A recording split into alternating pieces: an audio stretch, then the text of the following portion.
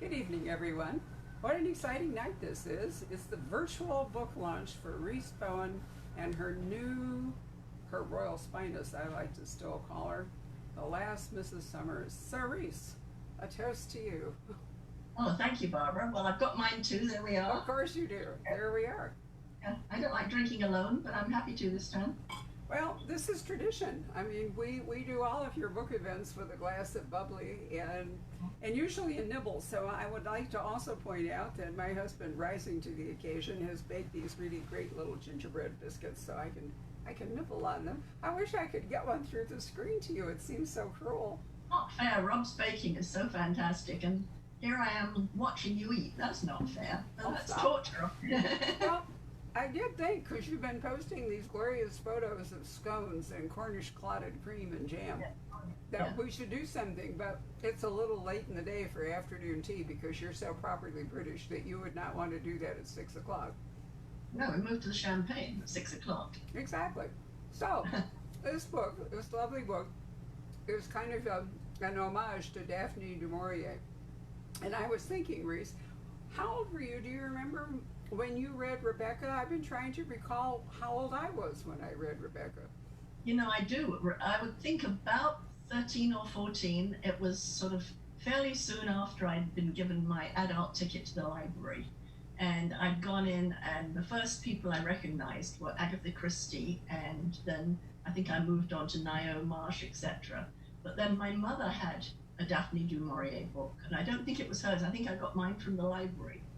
And this was really the first, I'd enjoyed Agatha Christie. I loved the puzzle, and I loved the quaint villages and things. But this was the first book, really, that showed me how you could play with someone's emotions when you wrote. It was a book that really gripped you, that made you believe one thing, and then it twisted everything around, and you went, hey, wait, And I thought, this is so cool. I really, it was the first book, I think, that really grabbed me and influenced me and showed me what a book could do. So it's always sort of hung with me all these years. I just love all of Daphne du Maurier. I like this one, and the other one I really loved is called The House on the Strand, about the mind-altering drugs. That's a fabulous one too. It is a fabulous one. I've always liked Jamaica Inn too, because I thought, that one's a real melodrama. But she is an interesting writer. But there's so many things about Rebecca that really grab you. And then, of course, there are the two films. There's the original film where Judith Anderson is just so fabulous as Mrs. Manvers. And then there's been a more recent version, and I can't remember the name of the actress, but she's extremely good, who also played Mrs. Manvers. And did you know that they're coming out with a Netflix miniseries of it this year, just coincidentally? No, I didn't. I'm not surprised. I found out, when I'd written the book, I found out about that, so that was really nice to know. So we have, actually, if you remember, Charles Todd's second book was set in Cornwall and was a little bit of a riff on all this. Yeah. So basically what you want is you want a remote estate, you want a grand house, you want some posh neighbors, but you want some strained relationships. You want a housekeeper who rules it with an iron roost and yet may have some sort of personal agenda. Then you have the handsome, if shadowed and, hero. And then you've got, this sort of innocent young woman who walks in. I've always loved the fact that she has no name. She has no name. No, I mean, that says a lot, doesn't it? Well, it's because she annoyed me from the very beginning. Having been a rather assertive young woman, it rather annoyed me that she didn't stand up for herself and she didn't say, well, I choose to put the vase of flowers over here because I'm now Mrs. De Winter. But she never does. She doesn't see herself as having a personality, and I think that's the problem with her. I agree. And when it's all over and they exit, she's still Mrs. De Winter, and you still don't. She's taken on a role, and that's of Max's protector or nurse or whatever. She never has a life in her own right, does she? No. Yeah. And there've been a few people who've tried to write sequels specifically of Rebecca, and the only one that ever worked, and I'm embarrassed to say I've now forgotten who wrote it, she wrote from 4 different points of view. and one of them was a young Rebecca. And by giving Rebecca some kind of a life or a voice, I thought she succeeded, because I really don't think that you can write an after Rebecca story that makes any sense. I mean, it's over when the house burns down. Yeah, yeah. I mean, he in many ways is also a weak character, isn't he? He allows himself to be manipulated by Rebecca, and then he sort of drifts through life, and he marries this poor girl and brings her back to her dream house, and it turns out to be her nightmare house. So. Very true. So you're going to pitch Georgie and her great friend into the same situation. Now, to do that, you have to create not one, but really two, for the last Mrs. Summers, two kind of posh houses there in Cornwall that are relatively neighbors.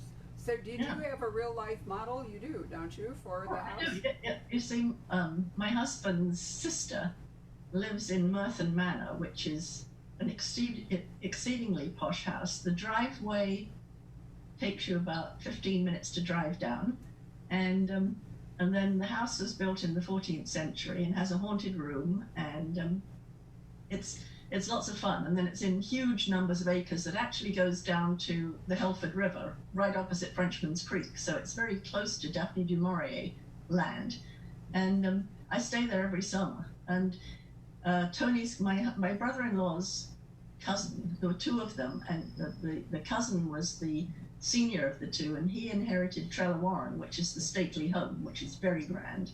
And Tony got Merthyr Manor, which is actually quite grand too. So I spend my summers in a place like this, so I have the feel of it. Definitely, it's a fabulous place to be, and I love Cornwall. We go every year, and just to sit in those little villages on the quayside and have a Cornish pasty or have a cream tea, or watch the boats come in, and just it's fabulous. It's like stepping out of the world. It is lovely. I lived in England for several months at one point, and drove when I wasn't well practiced, on the other side of the road. And Cornwall and Scotland, but particularly Cornwall, was the biggest challenge because the hedgerows are so high. At least in Scotland, on a one-track road, you can see. You can see over the moor, you can see who's driving at you. But in Cornwall, it's so enclosed, the roads are kind of sunk, between the banks. And so I often wonder that the mortality rate of people in Cornwall must be fairly high in terms of automobile deaths.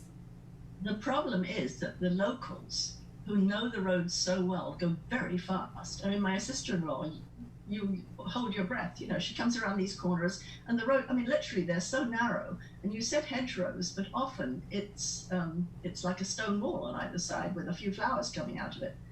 And a few years ago, I brought my hiking group over to stay at my sister's house, and we are driving down one of these. We had to rent a van because there were 7 of us, and I'm driving, coming down one of these little lanes, and there is a 2-story bus coming towards us, and I swear it missed my mirror. First of all the flowers came in through the side windows because we had to get over to it, and I swear the bus missed my mirror by probably like 1/4 of an inch. And apparently they do take off mirrors with monotonous regularity, but they drive as if it's a highway. And when we're there, John, our nephews have always despaired of John because he goes carefully around the corners, and everything. And the nephews say, "Put your foot down, Uncle John, go." Wow. Well, you said, actually, you send Georgie and Belinda down to Cornwall, and Belinda is driving that way. She's got an open sports car, and she is determined that they are going to get from London to this little cottage that she has inherited before dark, and so she's really traveling fast. She's not a very good driver either. She hasn't driven much, and she's just acquired this very powerful car because she's come into money. And Georgie is doing a lot of praying on that drive down, I think. Absolutely true. Now, I do think it's interesting and probably necessary to keep things fun, that both Georgie and Belinda have inherited a greater degree of wealth. It was all very well for Georgie to be cleaning other people's houses and trying to live off the crusts when she went to tea at Buck House, but at some point, she has to have a life, and now that she's married to Darcy, who I might say is off stage for almost this entire book. Yeah. Well, this had to be a girl's adventure, because if there's a big, strong man to look after, it wouldn't be the same at all, And Georgie has to step up in a big way in this book, so I wanted that to happen too. And also, Queenie gets left behind in. Oh, yeah. Can you imagine Mrs. Well, in my book, she's Mrs. Mannering. Can you imagine Mrs. Mannering versus Queenie? That would be the end of the world, I think. No, I don't think the plot would have worked at all had it gone that way.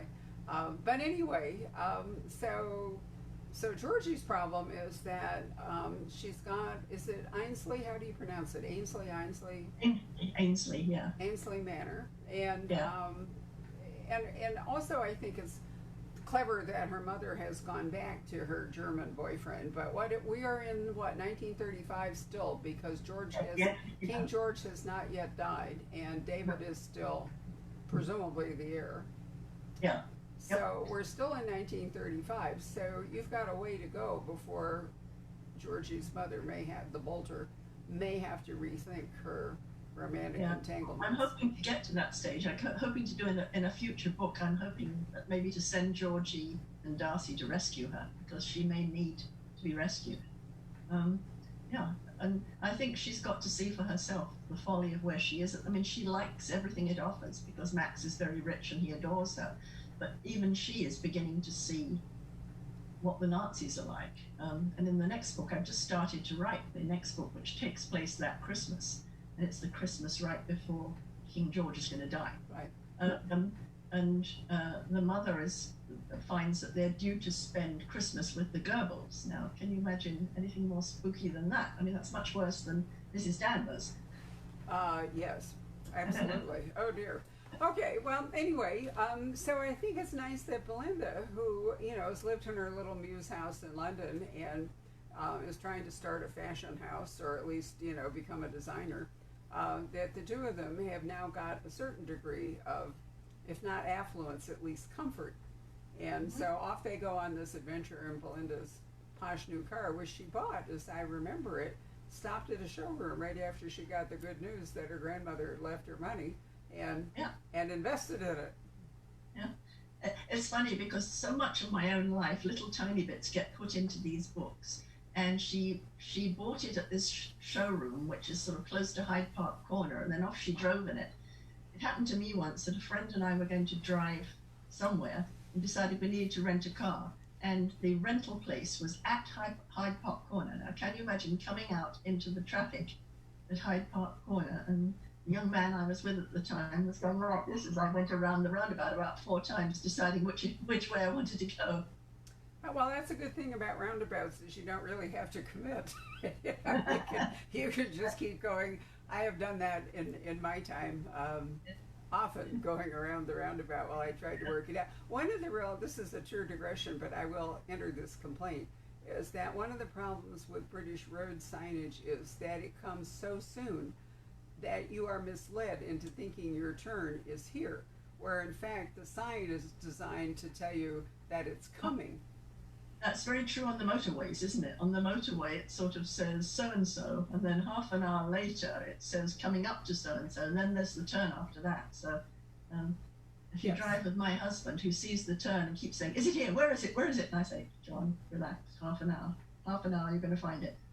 Yeah, but that's even true in the smaller roads. And I often think about during the war, it was rumored and probably true that one thing the British decided to do to confuse the Germans if they were going to invade was that they would twist all the road signs. So none of the maps would actually work, and it would mislead people and go off in weird directions. They actually took down a lot of the road signs. Did they? Yeah, they did. And you don't need to confuse people that much. You go into the British countryside, like where I live, where I grew up in the countryside, you'd have, lesser wanding in this direction and then lesser wanding in that direction too. And actually you could get to it through both of them, but an outsider would go crazy trying to do that. Well, I mention this because one of the exciting things about this book is the road trip. And when they get to Cornwall, it is now dark, unsurprisingly. That's really a scary description, all the way to the stone cottage. Have you driven like that? I mean, my heart was in my mouth. I thought they were going to go over the cliff or crash into the wall. Yeah, yeah, we've driven lots of places like that. Yeah, yes. So well, they, Cornish roads are always like that, you know. And you have to think back 1930s. I mean, now if you drove that way, you went through Rock and out to that headland, you'd find lots of like holiday cottages and a caravan park, and you know, it would be fairly safe. Whereas in those days, you would have found a couple of little fishermen's cottages and a pub, and then you'd have gone 5 miles with nothing again. So it was very bleak in those days. well, it was bleak and extremely isolated, and they arrive at the cottage and find that it is not really a comfortable place to No. stay. And Georgie, I love the fact that Georgie's constantly hungry because there's just never any real catering involved in all this. I want people to wonder if she might be pregnant too, you know. Well, I thought she was just starving. I mean, you know, aside, she does wonder how she's been married for 3 months with no sign of a baby. But I figured that she really was just ravenous, and Belinda kind of makes fun of her for it. But nevertheless, I don't know if I've ever been to a place where literally there was no prospect of food. I mean, none in the house and nowhere to go. Oh, well, we did. I have to tell you one. This is completely off a different subject. I was driving around Scotland with some friends, and we got to a place where we were supposed to go across the ferry, and then we booked somewhere for the night. Okay, the ferries did not run on Sundays, which we had not known about. So we found ourselves in this place at the ferry dock for the night, and it was Sunday, so all good people were in their own houses or in church on Sundays. There was nothing open. And we literally had like 3 bars of chocolate and a couple of apples between us that had to be supper that night. So, yeah, I remember that very clearly. Right. So they find the cottage is unsuitable, and then the story launches off when they go back into the nearest village and run into a former acquaintance of Belinda, and suddenly the prospect of staying at this posh house opens up.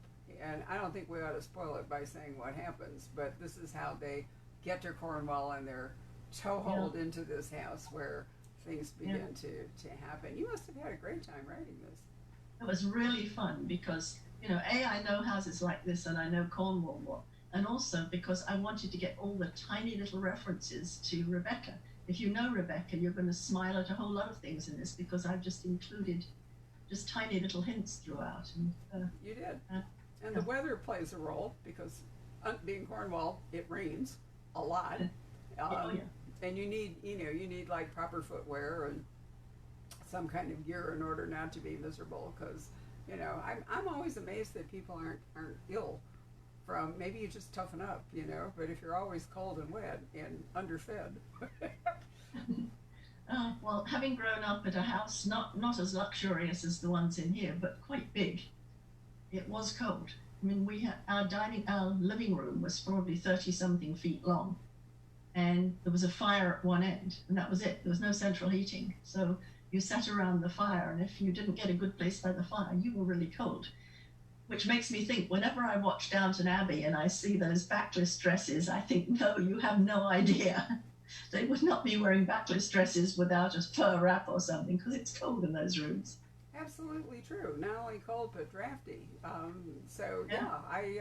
sort of laughed at, you know, the fact that Georgie and Bill were expected to dress for dinner. They obviously hadn't come prepared for that, but I was curious as to whether they were pulling on like wool, or, you know, dinner dresses usually are fairly light. I often wonder why all those women in the Regency wearing their muslins didn't drop from pneumonia all the time. Yeah, well, you know, you get very tough, I think, the same as you guys can tolerate Arizona very well, much better than I can. You know, when it's 107, you don't think, oh, I can't go out today, but that's what I thought. So, you know, your body acclimatizes a lot. And they ate big, heavy meals. I think they ate an awful lot more fat than we would. They would have suet puddings, which obviously suet's made with animal fat, and they would have, you know, huge amounts of meat and things. So they stocked up on the calories much more than we would. Well, and They walked a lot too, didn't they? They're always walking. Exactly. In fact, if you read Pride and Prejudice, one of the things you realize is that these young women were walking like 3 miles back and forth, to visit neighbors or go to the village. Yeah, Or riding horses. So, yeah, they got a lot of exercise, and they also drank a lot of tea. they did. Yeah, Yes. yeah, Which is yeah. why you really want an indoor loo, which is one of the problems with the stone cottage, is that the only bathroom Oh. was down in the basement and not very private. That also is something that I've tied in from my own life. We actually borrowed someone's 1700s farmhouse in France once. And we arrived there and finally managed to get in, having followed the French instructions as to find the key in the grange, which had taken us hours. We get into the place, and I came out and said to John, "I have to tell you, there's no bathroom." And he said, "Yes, there is, because there's instructions for the shower." We found you had to go down through the wine cellar, which had a dirt floor, the cave, then down a flight of steps, and in this literal dungeon with ferns and mushrooms growing out of the walls, there was the loo. So I've done that. Wow. So obviously gravity played a significant role in making the plumbing work. I can.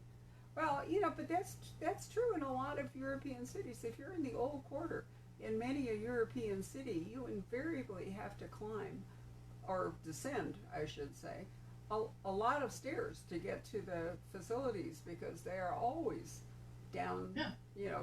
way down in order for them to hook up to the sewage and all the rest of it. But it's very, very rare that you ever find a toilet facility on the same floor or an upper floor. You almost always wind up descending. Well, yeah. Well, if they can do anything to make it uncomfortable, they actually have done. They obviously think, well, it would be the worst place possible to put a loo here. Okay, let's do that. Well, just keep you in shape. I mean, there's no question that all that thundering around up and downstairs and so forth is undoubtedly really good for you. So, let me check with Patrick, see if we have any questions, because we don't want to give away too much of the story here. Patrick, There's any- tons of comments. All right, Patrick's going to synthesize some comments and Let me so see if forth I can here. figure this out. right. Well, Kim says, can you hear me okay, Rhys? Yes, I can. Okay. Thanks, Patrick. Okay, great. Kim says, Rhys, you look so pretty tonight. I suspect that Georgie, who resembles you, might be your alter ego. So I was wondering if you're related to the crown in any way. Well, that's very nice of you. I mean, Georgie, poor Georgie, the way she is related to me is that terrible things that happened to her have been terrible things that happened to me, so I make her suffer with them. Alas, I'm not related to the crown, and I'd like to be in any way. My husband's family goes back to, on one side, he's related to Queen Jane Seymour, and on the other side, he's related to the former kings, the O'Briens, kings of Ireland. So he's got some royal connection. Oh, and Edward III on the other side too. So his family goes back to, well, he can trace the tree, goes back to 800. But he has lots of distinguished connections. Last month, I did my ancestry the other day because it's boring, to be at home. So I did my ancestry, and they all lived in their little villages and never went anywhere. So I have very boring ancestors. Nobody was hanged for murder or anything. They got married and lived in their village and had children. That's what they all did. It's hard to realize today how, for centuries, people hardly traveled. I mean, it was really rare that people went any great distance. Some people were, born, raised, and died in the same place. Yeah, the interesting thing about that is you go back to Pride and Prejudice, they have quite long trips all the time. They go up to Derbyshire, they get in a carriage, off they go here. They're travelling all over England as if it's no problem. And then Sense and Sensibility, they go up to London, they come back again, they go down to Devon, they're moving all over the place. It must have been so uncomfortable because imagine those metal-wheeled carriages and very, very bad springing over those dirt roads. Must have been a very miserable journey. I'm sure it was, and they made like a 10-minute stop at some local inn, and so you have to imagine that was awkward as well. But but the Austins traveled a lot. I mean, two of the sons were in the Navy, and Jane and her family moved around. But I think that it took a certain amount of money to be mobile, and so I was really thinking about villagers who probably. I mean, the peasant really.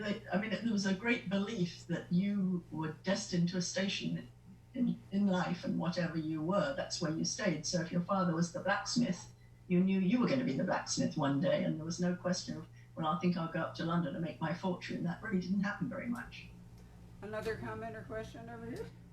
Let's see. Cynthia asked, did you outline this particular book? If you've taken any of my workshops, I very rarely outline, and no, I didn't. I knew what the house was going to be like, because obviously I had the outline of Rebecca in my head, so I knew what that was going to be, and I wasn't quite sure who was going to get murdered, and I really wasn't sure who did it until I was sort of well into the book. So that, again, I was playing with that. So it was one of these books where I was just going a step at a time, because I was enjoying it and I knew there'd be a good outcome, whatever I decided to do. But I left a lot up in the air to myself. So I like that. I like to be surprised, and I like to be surprised by my characters. And I like not to know what's going to happen. Then if I'm pleasantly surprised, then you are too. Let's see. Sherry asks, is the era of having a lady's maid over by the 1930s, by 1935, or is it still alive? Well, it depends on the level of society. If you lived in the sort of houses that I'm writing about, you would need a lady's maid. I have this friend who collects 1930s and 1920s fashion. A lot of those lovely dresses had tiny little buttons all down the back, or hooks down the back. You needed someone to dress you and undress you. And also, they didn't wash their clothes as much as we do, so you needed someone to take it away and sponge it and press it and everything to make it look decent. So if you were an upper class person, I think you definitely have a maid while there was a house like this in existence. And all of that went away after World War II, when people came back from the war and said, I'm not going to go into service anymore. And of course, it became way too expensive to try and heat a house. Coal became very expensive and short supply. So then the whole big house thing sort of fell apart. And you find after World War II, a lot of those houses were sold or pulled down, and they built estates on their grounds. So I'm going to interpolate something here and say that maids are not totally passé. Diana Vreeland, who was the editor of Vogue for a very long time, I remember reading an article about her. I think it was in the New Yorker, or maybe it was in W, which was a big fashion magazine. But anyway, she had her own personal maid to attend to her wardrobe, and the maid's duty every night was to polish the soles of Diana Vreeland's shoes. The soles, didn't she slip? I can imagine that if that were me, I'd be going across the parquet floor going, whee! It was a conceit of Diana Vreeland that her stockings and shoes were always the same color, always neutral, whatever color she was wearing in terms of wardrobe. She always had these neutral, basically kind of skin-colored legs and feet attached to it. But she felt that the soles of her shoes should be just immaculate. So I'm sure there are people today who still have, people to look after their clothes. And Rhys is right. I mean, a lot of the clothing required constant attention. It would rip. Things would come off. You couldn't get in and out of it. There was no dry cleaning. And shoes, you're out in the mud. You were doing, so, you really did. If you had pretensions to be well dressed or even to keep your house clean, you really did need people to do the work. Yep. All right. Kathy asks a question about Queenie. She says she is still going to be around for a future storyline, isn't she? Question mark. Oh, absolutely. Yeah, I missed her during this book. I wanted to take her to Cornwall, but I couldn't find any way of putting her in the back seat of Belinda's car. And then when they get to White Sails, I couldn't think where to put her. So, but in the next book, it's going to be a Christmas book, and it has a title already, which is God Rest Ye Royal Gentlemen. And it's going to be a house on the edge of the Sandringham estate when the royals are there for Christmas. And Georgie has to take Queenie with her. There's a series of reasons why she has to take Queenie, but Queenie is going to be there within reach of the royal family at Christmas. This is not going to be good. So it's kind of, is she going to be the assistant cook, or is she going to be Georgie's maid, or is she going to be both? I haven't quite decided yet, but I know she's going to be there in evidence and do the most awful things that she normally does. So it's fun. People like to have, you either love Queenie or you hate her. And some people write and say, don't you ever have her in another book, I hate her. And someone else says, where's Queenie? I've missed her. So it's this real love-hate relationship with Queenie, but at least she's never dull when she's around. No, it's not. And actually, if you're doing a Christmas book, food is going to be an integral part of it. So since Queenie at least has skills in the kitchen, this would be an excellent time for her to be there. Queenie is improving in the kitchen, definitely. Yeah. So we'll see what she can do for the Christmas dinner. Well, I'm glad to hear that the title isn't Christmas with the Goebbels. That wouldn't fly too well, would it? Okay, Heather says, I adore this series. What inspired you to write the books in first person? And if you don't outline, what was your goal each book in order to stretch out the romance over so many novels? Well, I didn't plan a complete arc for these books. It all started when my editor at that time was saying to me, we can't really break you out unless you write us a big, dark, standalone novel. And I kept thinking of what could I write? Could I do a terrorist? Could I do child molesters? And it was also depressing. So I thought, what would be the most unlikely, silly sleuth? And I adore the 1930s because they were this period of poised between two world wars, and there were haves and have-nots, and there was communism and fascism. It was just such a delightful period. I thought, I want to set a book in the 1930s. So I thought, well, wouldn't it be fun if she was royal, but she was penniless? So I started writing, and actually the first chapter, as you see it in the book, Her Royal Spyness, is exactly as I wrote it the first time. That was just like stream of consciousness, and it just came out. So her voice was really clear to me from the very beginning. And obviously I introduced her to Darcy in the first book because I thought, I'd like her to have a love interest where we don't really know for several books if he can be trusted or not, if he's good or if he's bad, because she's so naive that she wouldn't really know.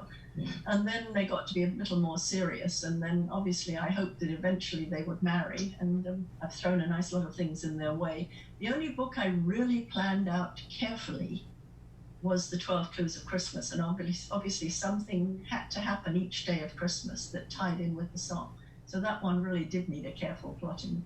But all the others, what I do normally with my books, I think, what environment would I like to set this in? And I thought, how about if Georgie and Darcy go on honeymoon to Africa, and they're in this very naughty, happy valley set, and there's a murder that's very similar, like the real murder of Lord Errol that was never solved. And then I just start writing, and then that's how it goes. So I never planned an arc for the whole series. I would like to take it closer to World War II, although I can see the difficulties with that because it's essentially a funny series. It's satirical, it's poking fun at the class system, and how much fun can you have if you're really dealing with a situation that is so devastatingly awful?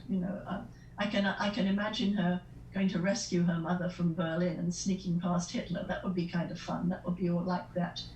What was that called? To Be or Not to Be? Is that what it was called? The Mel Brooks one where they have to get someone away from Hitler? I don't remember. But I was thinking that, the abdication year is certainly an interesting year. And she's been involved in that all along. Yeah. So certainly 1936 is open to you. But it doesn't... that's why I wanted to get up to that, yes. Yeah. I mean, we're now going up to Christmas and into the new year, 1936, and then we're going to have the whole Mrs. Simpson, Prince of Wales, coronation or not sort of thing. So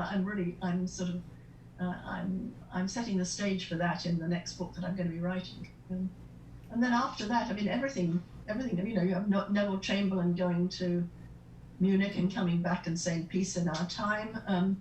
We've got a whole lot of things that are, I think each of the books has got some sort of aspect of worldview behind it. They might be funny novels, but in each of them we're conscious in a way of what's happening in the world. We had one in which there was communism and fascism, and there was a communist bookshop, and there was a plot, and we had the one in Stresa where there was the conference with England and Italy and France to combat the Nazi threat, and then I thought there was another conference behind the scenes. So, you know, we've gradually filled in pieces of the world view, and we know where we're going. So there's always lots to write about too. You know, it's not like I'm getting bored and thinking, oh God, what can I make her do next? You know, there's a lot to tackle still.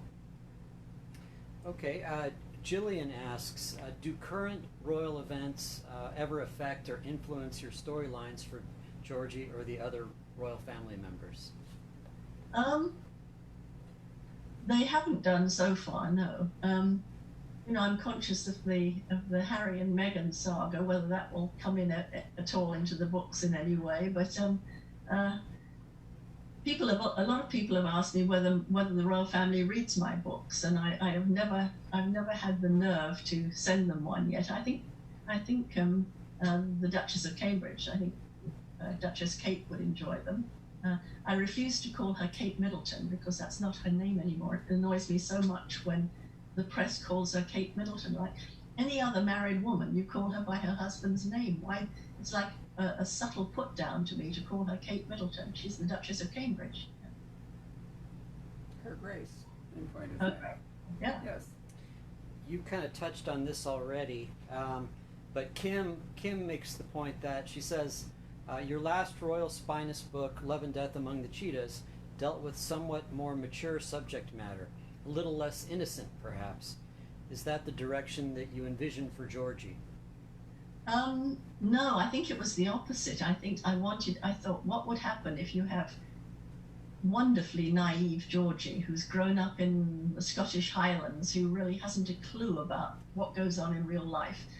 What would happen if you put her among these people whose behavior is so dissolute? And I thought that would be sort of a fun thing to do. So I took her out of her comfort zone in that, and I'm putting her back again.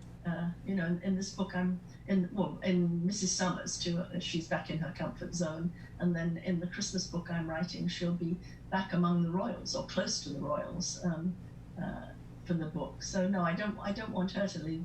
She's not going to become that sort of person. She's going to be a lovely, loyal wife, and one day a lovely mother to Darcy's children, and incredibly boring but nice. I have somebody here says you may want to just skip the World War II altogether and just take it up in the late 40s. That's true in many ways. But I mean, there are interesting things happening in England during World War II that one, you know, the way that people adapted to it in the countryside, and how people, you know, made jam, and if a parachute landed in a field, they ran and grabbed it and made underwear from the silk. You know, there's all sorts of the village life sort of things which could be quite fun in the war. And of course, Darcy, we know he's some sort of spy. Is he going to be some sort of spy? Or Georgie be recruited to do something like Bletchley Park? You know, there's a lot of things one could do that would be interesting.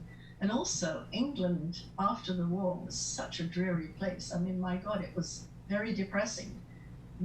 England had won the war, and there still wasn't enough food to eat. Everywhere you went, there were bomb sites. There weren't enough jobs to go around. People were quite depressed for a long time. And I wouldn't want to put Georgie through that. What's going on with Molly Murphy? Anything else coming? Maybe. There may be a little hint about that soon, because I think it may be time to revisit Molly in a little while. I've left her alone for too long. I have to see what she's been doing, and so I'll let you know when I can tell you something. But until then, I'm tossing around some ideas. I'm sure you get questions about Evans each event. Yeah. Anything on the back burner there? Well, I would love to visit Evan again. I'd like to see, you know, how he and Bronwyn are doing. Has he been promoted? Do they have any kids? It's a question of time. I do one Georgie book a year, and then I do a big standalone novel a year, which requires a lot more work than these books do. I just don't have time to do an Evan book. I promised people I will do an e-novella sometime, but I can't say when I'll get to that. And speaking of the big standalones, I've turned in and finished the next one that's coming out in April, and it's called the Venice Sketchbook.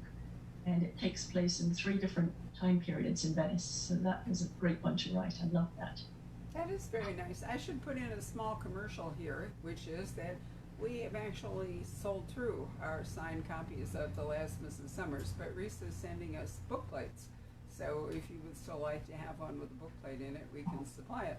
But we also have a few autographed copies of her last, let me think, we have, what did I tell you, In Farley Field and Above the Bay of Angels and The Tuscan Garden? Yeah.